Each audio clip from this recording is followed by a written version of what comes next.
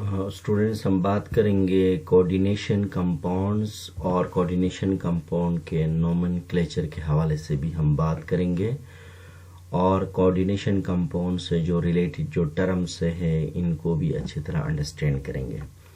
तो सबसे पहले हम बात करेंगे कि कोऑर्डिनेशन कंपाउंड्स क्या है। देखें, वो तमाम ऐसे कंपाउंड जिनके अंदर कॉम्प्लेक्स मॉलिक्यूल्स या कॉम्प्लेक्स आयंस होते हैं और वो एग्जिस्ट करते हैं इंडिपेंडेंटली, और ऐसे कंपाउंड को कोऑर्डिनेशन कंपाउंड्स कहा जाता है।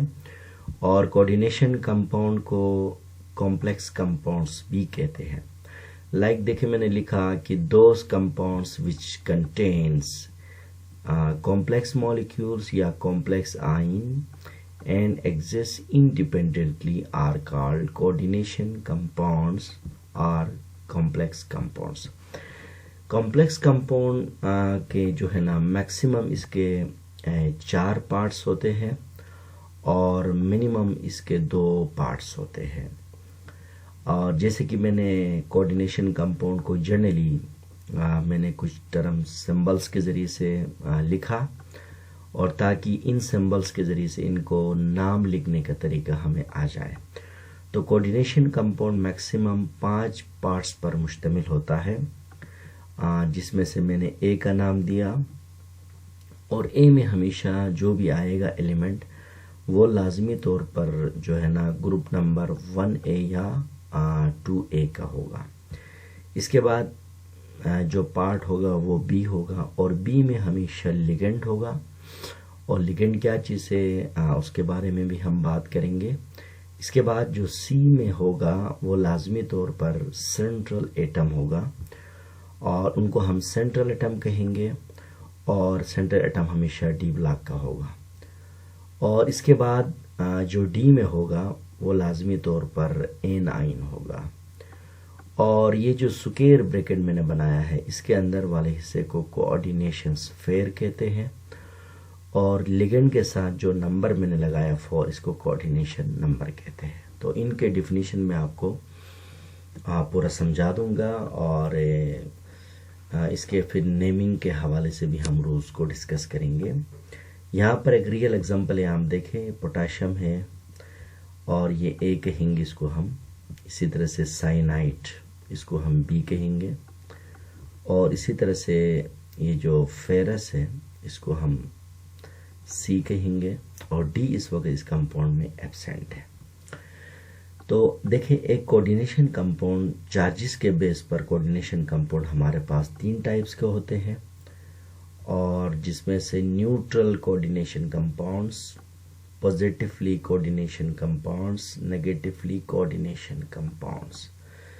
न्यूट्रल कोऑर्डिनेशन कंपाउंड्स क्या होते हैं, यानी वो कोऑर्डिनेशन कंपाउंड्स जिनके अंदर नंबर ऑफ नेगेटिव चार्ज और नंबर ऑफ पॉजिटिव चार्ज हमेशा इक्वल हो, तो ऐसे कंपाउंड को हम कहते हैं न्यूट्रल कोऑर्डिनेशन कंपाउंड्स। देखिए आप, ये पोटेशियम के ऊपर एक के ऊपर +1 चार्ज है, तो 4 पोटेशियम के ऊपर +4 हो गया, और आयरन के ऊपर +2 हो गया तो +6, और इसी तरह साइनाइड पे -6। तो इसको हम कहेंगे न्यूट्रल कोऑर्डिनेशन कंपाउंड।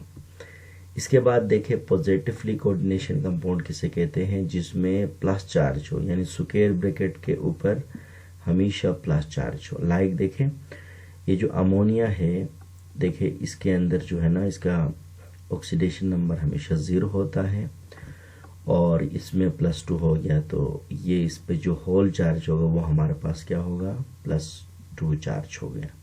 तो ये हो गया पॉजिटिवली कोऑर्डिनेशन कंपाउंड्स। इसके बाद नेगेटिवली कोऑर्डिनेशन कंपाउंड किसे कहते हैं, जहां स्क्वायर ब्रैकेट के ऊपर माइनस चार्ज। मिसाल के तौर पर देखिए, आयरन पे +2 चार्ज है, साइनाइड पे -6 है, तो इसको इससे माइनस कर लेते हैं, तो हमारे पास क्या होगा, -4। तो ये हमारे पास नेगेटिवली कोऑर्डिनेशन कंपाउंड है। इसके बाद इस पे बात हुई थी कि सेंट्रल मेटल, हमेशा आप इस स्केच को देखें, इसके मुताबिक सी को कहेंगे सेंट्रल मेटल या सेंट्रल मेटल एटम या आयन। अच्छा, सेंट्रल मेटल जो आयन होता है ये क्या होता है, इट यूजुअली ट्रांजिशन एलिमेंट होता है जो सराउंडेड होता है by a number of ligand, यानी इसके गिर्द जो है ना लिगेंड अटैच होते हैं, जैसे कि ये बी है 4 है। इसी तरह से ये आप देखें ये इस वक्त आयरन है और ये ट्रांजिशन एलिमेंट इसके गिर्द देखें साइनाइड ने सराउंड किया, 6 साइनाइड इसके गिर्द सराउंड किया है। तो लिहाजा इसको हमने क्या कहा, सी को सेंट्रल एटम कहा। इसके बाद लिगेंड क्या है, देखें वो सब्सटेंस जो या तो नेगेटिव चार्ज हो, या तो न्यूट्रल मॉलिक्यूल हो, या तो हमारे पास पॉजिटिव चार्ज हो। वो सिंगल एटम भी हो सकता है या मोर देन 2 एटम भी हो सकते हैं। तो ऐसे जो है ना एटम जो कि सराउंड करे सेंट्रल एटम को और डोनेट करे इलेक्ट्रॉन को, यानी कोऑर्डिनेट कोवेलेंट बॉन्ड के जरिए से वो सराउंड करे सेंट्रल एटम को, तो ऐसे सब्सटेंस को हम क्या कहते हैं, लिगेंड्स कहते हैं या लिगेंड कहा जाएगा। दोबारा सुने, वो सब्सटेंस जो नेगेटिव चार्ज भी हो सकता है, न्यूट्रल मॉलिक्यूल भी हो सकता है और पॉजिटिव चार्ज भी हो सकता है, लेकिन वो सराउंड करे, घेर ले किसको, सेंट्रल एटम को, सी को, और किसके जरिए से, कोऑर्डिनेट कोवेलेंट बॉन्ड के जरिए से, इलेक्ट्रॉन पेयर। तो ऐसे सब्सटेंस को हम क्या कहते हैं, लिगेंड कहते हैं। लाइक देखिए इस वक्त ये सी है और सी के गिर्द क्या है, 4 हमारे पास बी मॉलिक्यूल है। आप रियल एग्जांपल में देखें, ये जो साइनाइड है, ये 6 साइनाइड ने एक आयरन के आयन को क्या किया है, सराउंड किया है। लिहाजा हमारे पास साइनाइड हमारा क्या हुआ, लिगेंड हुआ। इसके बाद टाइप्स ऑफ लिगेंड, लिगेंड्स के टाइप्स क्या है, देखें लिगेंड्स के हमारे पास हमारे सिलेबस के मुताबिक इसके 6 टाइप्स को डिस्कस किया गया है। मोनोडेंटेड लिगेंड, यानी वो लिगेंड जिसमें एक इलेक्ट्रॉन पेयर हो और एक ही इलेक्ट्रॉन पेयर डोनेट करने की सलाहियत हो, उसको हम बोलते हैं monodentate ligand, like fluoride, chloride, bromide, cyanide, क्योंकि ये एक ही कोऑर्डिनेट कोवेलेंट बॉन्ड बनाएंगे सेंट्रल एटम यानी सी के गिर्द। इसके बाद बाइडेंटेड लिगेंड का मतलब जिसके पास 2 इलेक्ट्रॉन पेयर देने की कैपेसिटी हो, इसको हम कहेंगे बाइडेंटेड। जिस तरह देखें कार्बोनेट है -2, सल्फेट -2। ट्राइडेंटेड लिगेंड का मतलब ये है कि जिसके अंदर 3 लोन पेयर जो है ना के जरिए से क्या करें, सेंट्रल एटम के साथ कोऑर्डिनेट कोवेलेंट बॉन्ड बनाए बैक वक्त एक ही मॉलिक्यूल। और लाइक देखे डाई इथाइल ट्राई अमाइन, ये इसको हम शॉर्ट फॉर्म में EN कहते हैं। तो ये हमारे पास ट्राई लिगेंड का एग्जांपल। इसके बाद है हेक्साडेंटेड लिगेंड।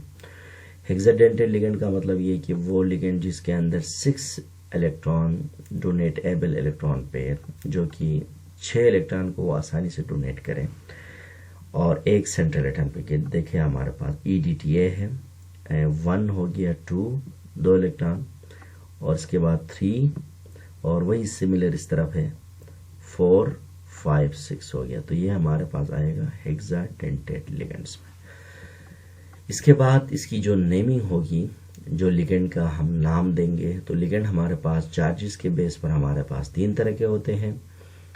नेगेटिव लिगेंड हमेशा आखिर में O से एंड करेंगे, और लाइक देखें फ्लोराइड से फ्लोरो, क्लोराइड से क्लोरो, ब्रोमाइड से ब्रोमो, साइनाइड से साइनो, और एसीटेट से एसीटेटो, और ऑक्सिलेट से ऑक्सिलेटो। ये हमेशा अगर लिगेंड नेगेटिव हो तो हमेशा O से एंड होगा। इसके बाद अगर लिगेंड पॉजिटिव हो तो हमेशा एंड होगा IUM से, लाइक देखे हाइड्रोजीन हाइड्रोजेनियम होगा।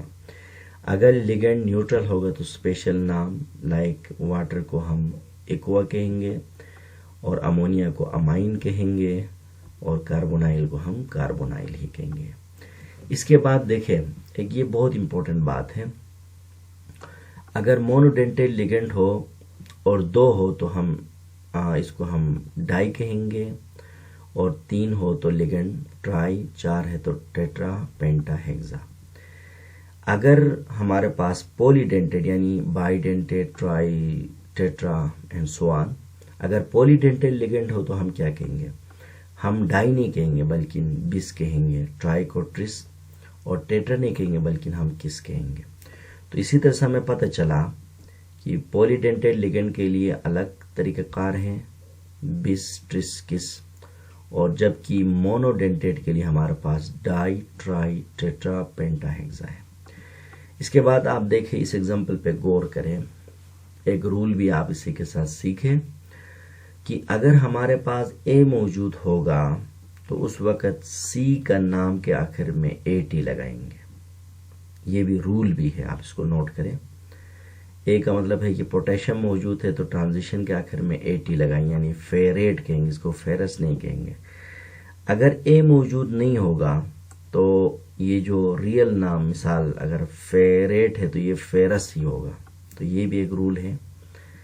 दोबारा सुने कि अगर ए मौजूद होगा तो ट्रांजिशन एलिमेंट के आखिर में एटी लगेगा, अगर ए मौजूद नहीं होगा तो वो अपना ओरिजिनल नाम से इसको हम पुकारेंगे। और ऑक्सीडेशन नंबर जो ट्रांजिशन जो एलिमेंट होगा सेंट्रल एटम, वो हमेशा स्मॉल ब्रैकेट के अंदर लिखेंगे और रोमन्स में लिखेंगे। अब इसका हम नाम लिखते हैं, इसको हमने ए इसलिए कहा, इसको हम पहले पढ़े। पोटाशियम पहले लिखे, पोटाशियम ए पे आ गए, उसके बाद बी पे आओ, हेक्सा साइनो, इसको हम साइनो कहते हैं, साइनाइट, साइनो, हेक्सा साइनो। अभी इसको फेरस नहीं कहेंगे, फेरेट 3 कहेंगे। इसको फेरेट 3 कहें नहीं, फेरेट 2 कहेंगे इसको हम, क्योंकि ये हमारे पास देखिए बराबर करना ऑक्सीडेशन नंबर। ये फेरेट 2 मैंने क्यों कहा, क्योंकि देखिए आप +4 और +2, ये हमारे पास +6 बनता है। इसके बाद आप देखिए ये कॉम्प्लेक्स का नाम लिखते हैं हेक्सा। अब देखिए ए तो यहाँ नहीं है तो हम डायरेक्ट किस में आएंगे, हम डायरेक्ट सी में आएंगे, बी में आएंगे लिगेंड में। तो हेक्सा अमाइन हो गया, फिर सी में जाएंगे, कोबाल्ट, यानी इसमें कोबालेट नहीं कहेंगे, कोबाल्ट, और स्मॉल ब्रैकेट के अंदर 3 रोमन्स में लिखेंगे क्योंकि ऑक्सीडेशन नंबर 3 है। और डी देखिए इसमें मौजूद है तो हम इसको क्या कहेंगे, क्लोराइड कहेंगे। तो आप इसी रूल्स को सामने रखकर आप जितने भी नोमेनक्लेचर आप इसकी प्रैक्टिस कर सकते हैं।